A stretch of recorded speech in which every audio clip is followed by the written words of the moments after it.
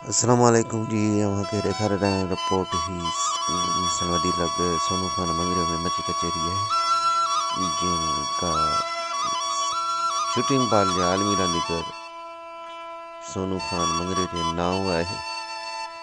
हिन मची कचेरी में तमाम मोतबर शख्सियतन शिरकत कई है, मोअज़्ज़िज़ शख्सियतन शिरकत कई है, जैमें मटियारी लाइसेंस ॾियण जो incharge Malik Mohammad Qasim and cantonment Faisal जे टैक्स ब्रांच जे incharge Nisar Ahmed Malik, MT Khalil Ahmed Malik ASI and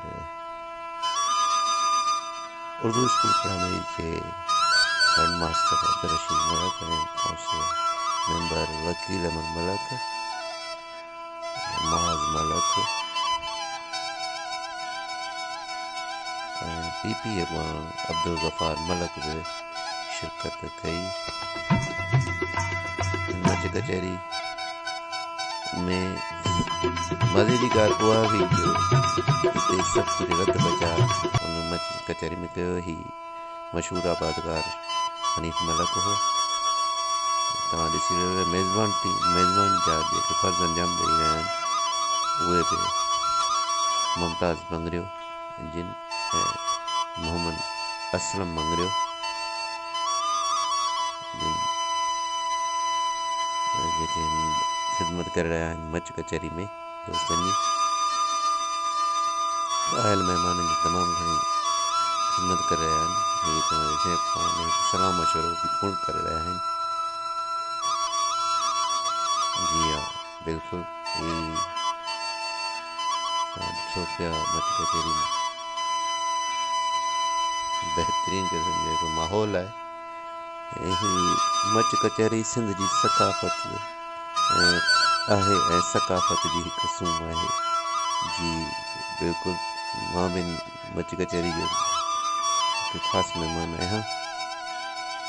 मां हुनजो ॿुधाए रहियो आहियां तफ़सील। जी हा, तमामु घणी मुहबत वारी मच कचहरी हली रही आहे। अहिड़ी मुहबत मच कचहरी सदा सिंध में आबाद हुजनि ऐं ही कचहरी जा मोर पुण सदा आबाद हुजनि, इलाइक़नि खे सिहत ऐं ज़िंदगी ॾे, ख़ुशियूं ॾे।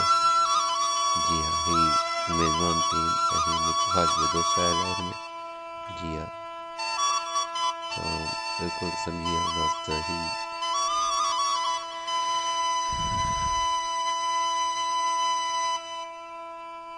तमामु घणा खिल भोग वकील मलक जिन करायो ही वकील मलक आहे। जी हा, हाणे हिन खे मश्करी में खिले बि थो, चर्चा बि हणे थो ऐं हिकिड़ो बहितरीन न्यूज़। असांजे चैनल खे सब्सक्राइब करियो।